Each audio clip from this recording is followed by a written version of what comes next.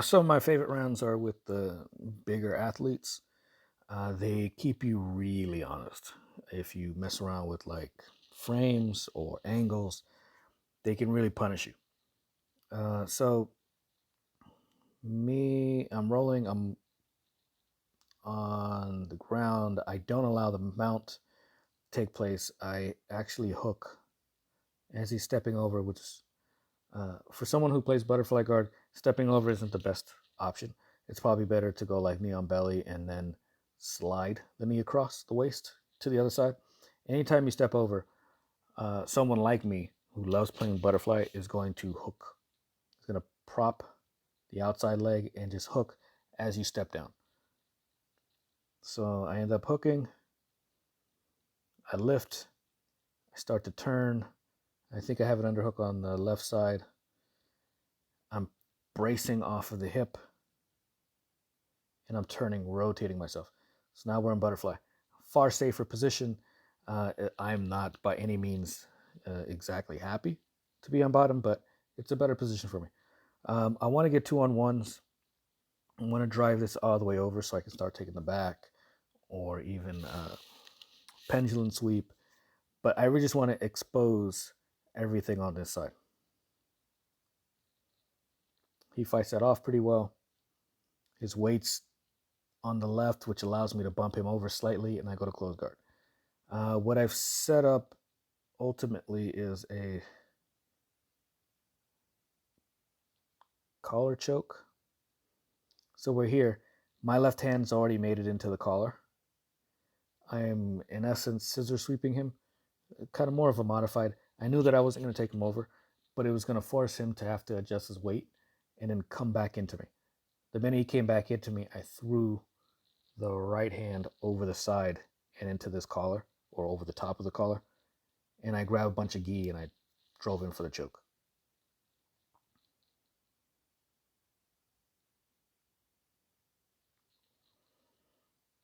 Sudden, quick. It's one of those things where you just kind of like you take advantage of sweep attempts. You do the sweep understanding that it's not going to actually work, but you apply the sweep because you want them to react and have to shift back. On the shift, they're so busy getting their weight back that sometimes they open themselves up for other things. So you take advantage of them. Gentleman decides to play off his back, which is a massive mistake for someone like me. But anyways, so right here, I'm trying to control the hip.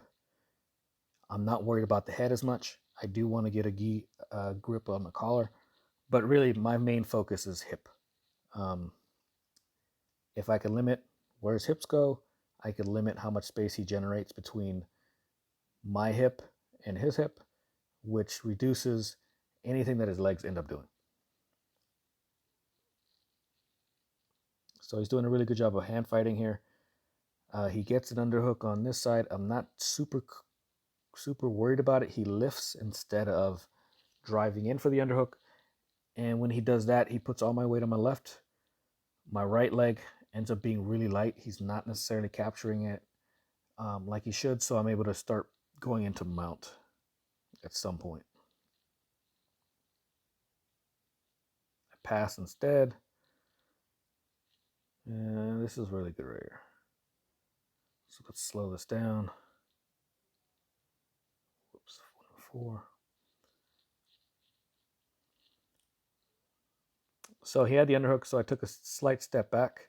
There's some space between our chests, which isn't always good. But sometimes with certain people, I can get away with it. So I drive this knee in forward. I'm on my toes, and I'm kind of seeing and waiting. I want to see how he's going to respond. Is he going to push? What is he going to push with?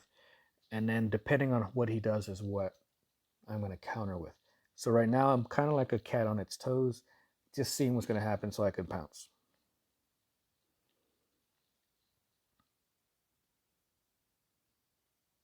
He starts to go under, which brings the head towards me, which offers me this beautiful knee cut pass. And once I get here, he does a really good job of shoving me kind of forward with this knee. What I wanted him to do was bring the knees together. He did not do that. He has this underhook on this far side, which is a little bit of an alarm. I'm heavy on the hip to counteract some of this underhook. The heavy on the hip also allows me to pin this leg to the mat and closer to the hip so that his knee can't come forward.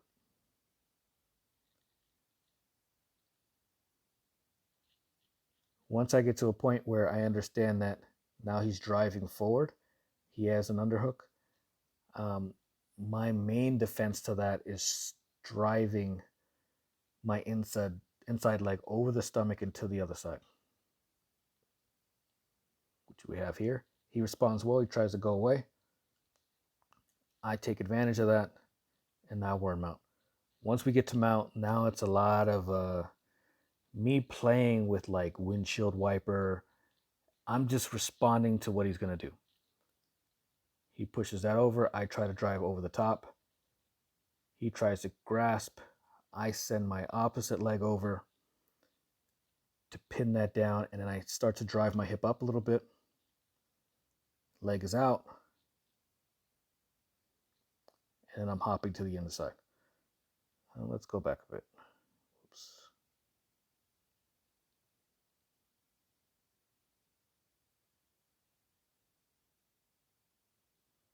So it's a little bit of a game I end up playing. What I like about this is that because I'm on top, they're limited on space. They're moving forward or up towards the ceiling, and they can move laterally, left and right. They're pinned on the floor, so they can't create distance backwards. So with my weight engineered or pressing down, all I have to do is play a bit of a cat and mouse game. Can you catch me quick enough before I transition to the next movement? I'm shoving this in.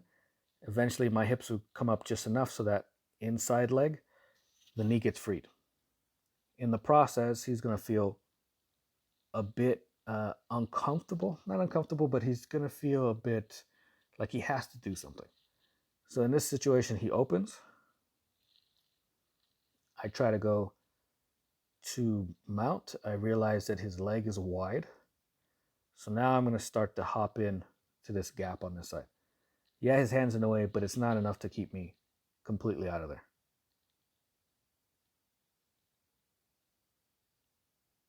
Shove my weight to the left, and I drop. He still has the underhook. It's not a great position for me. He could really come up. But again, I drive forward, drive my weight down.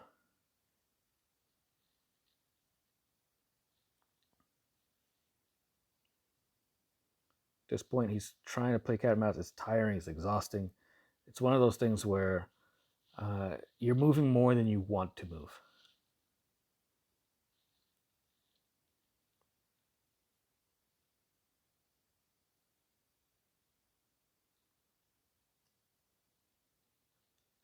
So I'm negating some of the strength here.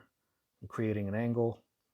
I have my right hand on the inside hip at one point. Now knee on belly.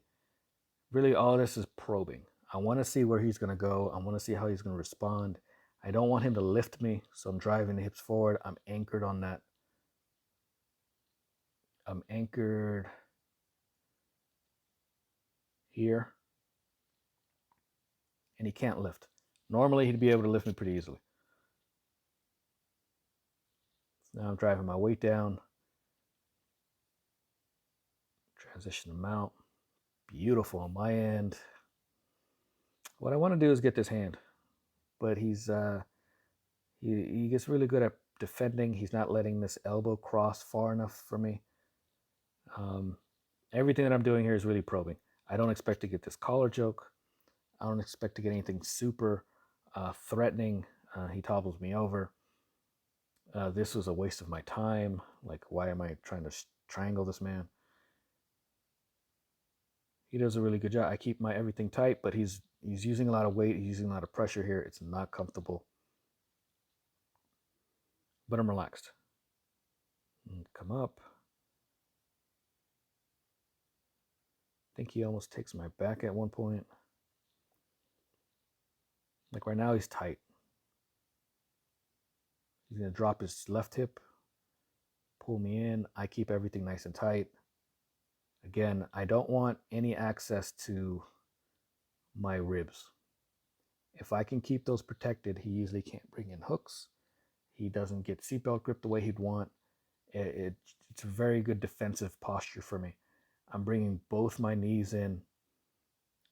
I'm okay. Not great, but I'm okay. Go to my back. I think I want an underhook at some point. Keeping the elbows nice and tight. I'm watching and feeling for his hips, his weight. This did not work because of this grip on the collar. This worked a little bit better, but not great.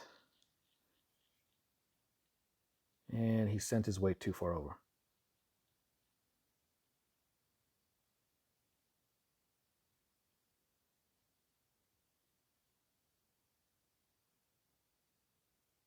There. So his hips should really be back some. But because they're almost center line with my body, and there's nothing on this side, it made it really easy to kind of like wheel him over. Get back up, get really tight. I'm okay playing top of half. Hand fighting, which he does really well.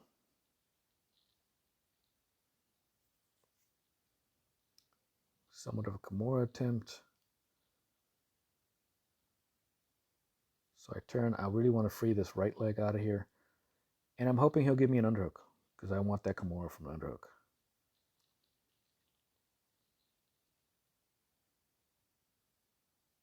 So I have a windshield wiper ring. Beautiful. Look at that. Gorgeous pass.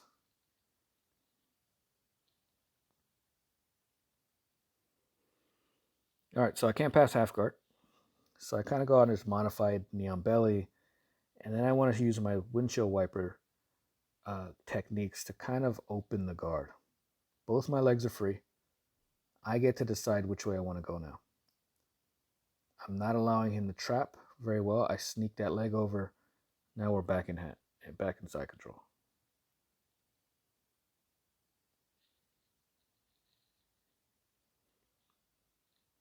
Fun round. I love rolling with the big guys.